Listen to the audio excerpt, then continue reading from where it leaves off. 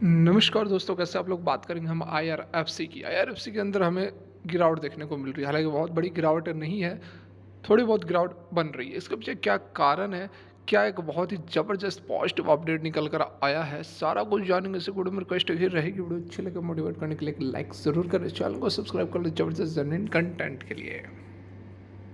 तो फिलहाल यदि हम गिरावट की बात करें तो देख सकते हैं कि गिरावट तो है, लेकिन बहुत बड़ी गिरावट नहीं है। 2.5% की मामूली सी गिरावट हमें यहाँ आईआरएफसी के अंदर देखने को मिल रही है, क्योंकि थोड़ा बहुत जो है प्रेशर फिलहाल निफ्टी बैंक निफ्टी के अंदर देखने को मिल रहा है। तो उस कारण से थोड़ी बहुत जो है इन स्टॉक्स के अंदर भी हमें, रेलवे स्टॉक्स के अंदर ज़्यादातर अभी गिरावट ही बनी हुई है। लेकिन यदि एक चीज़ आप यहाँ पर नोटिस करो, स्टॉक की यदि हम रिटर्न की बात करें, एक महीने के अंदर स्टॉक ने 65% का रिटर्न दिया। 6 महीने की यदि हम बात करें तो लगभग 336% का, मतलब कि 4 गुना से भी अधिक 6 महीने के अंदर स्टॉक हो चुका है। 38 रुपये से 166 रुपये अभी है, और 192 का इसने हाई लगाया था, मतलब कि 5 गुना 6 महीने के अंदर स्टॉक हो चुका है।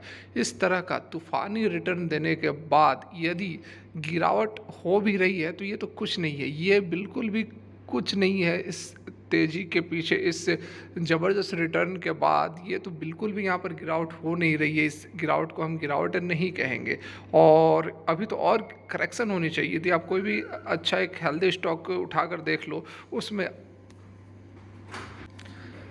उसमें इस तरह की रैली के बाद लगभग अगर 100% स्टॉक भागता है तो उसके बाद स्टॉक के अंदर 20-30% की गिरावट भी आती है। लेकिन अगर आईआरएफसी को उठाकर आप देखोगे तो इसके अंदर कोई खासा गिरावट है ही नहीं। 192 का इसने हाई लगाया और अभी 166 पर ट्रेड कर रहा है। तो बिल्कुल भी स्टॉक जो है वह बहुत ही अच्छे वैल्यूएशन पर ट्रेड कर रहा है।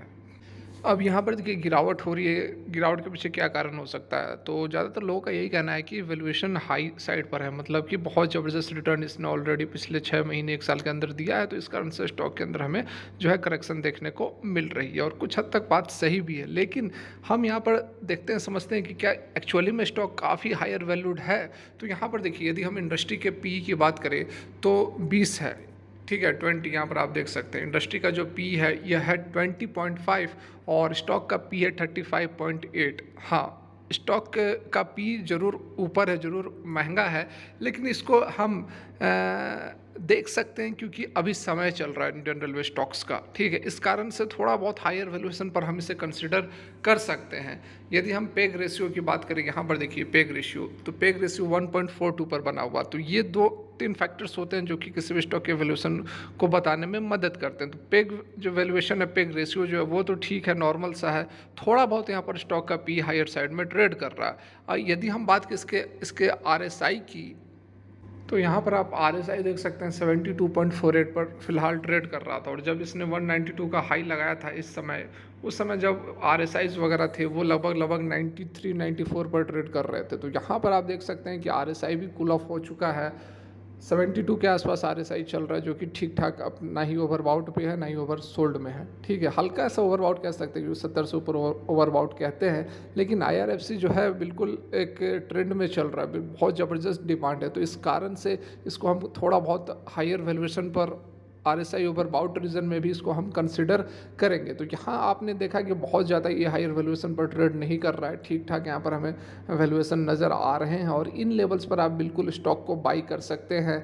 आप 2-3 भाग में अपने कैपिटल को डिवाइड करके आईआरएफसी के स्टॉक उठा सकते हैं, क्योंकि अच्छे वैल्यूएशन पर फिर से स्टॉक जो है जाता हुआ नज़र आ रहा है। थोड़ा सा ऊपर चला गया था 192 के आसपास, जो बहुत ही ज़बरदस्त रैली इसने दिखाई थी। तो अब वह ठीक ठाक वैल्यूएशन पर ट्रेड कर रहा है। तो बिल्कुल आप जो है इस स्टॉक में बने रहें, एग्जिट फिलहाल ना करें, और स्टॉक को आप बाई कर सकते हैं, फ्रेश एंट्री भी ले सकते हैं 2-3 भाग में कैपिटल को डिवाइड करके।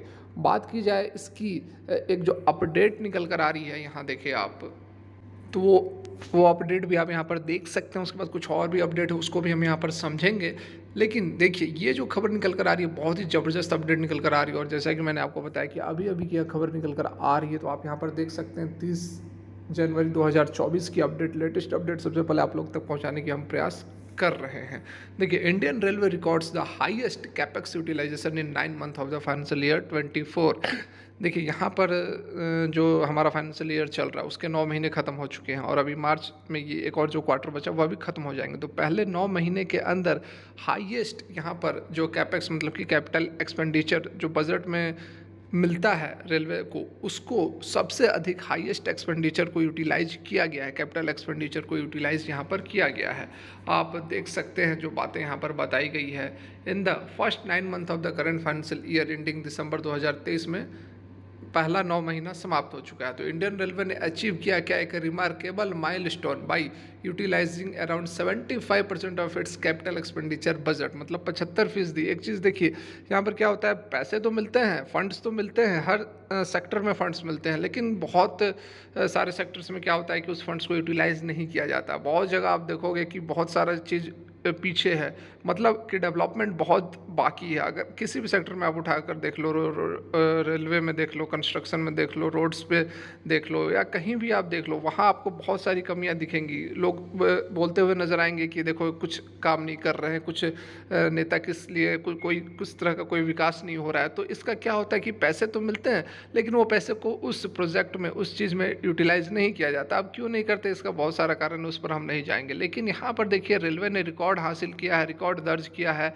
जो भी पैसे रेलवे को मिले थे, उसको बिल्कुल यहाँ पर यूटिलाइज किया गया है अपने प्रोजेक्ट्स में, अपने जो भी रेलवे के जो भी प्रोजेक्ट्स हैं उसमें यूटिलाइज किया गया है। यहाँ आप देख सकते हैं, by utilizing around 75% of its capital expenditure budget, the highest ever recorded, मतलब अभी तक का सबसे हाईएस्ट रिकॉर्ड किया गया है रेलवे के अंदर। यही कारण है कि रेलवे स्टॉक्स के अंदर आपको ज़बरदस्त तेजी देखने को मिल रही है। ठीक है, during the period the Indian railway spend the total amount of 1,95,929 crore रुपए खर्च किए गए हैं, जो कि लगभग टोटल बजट का 75% है।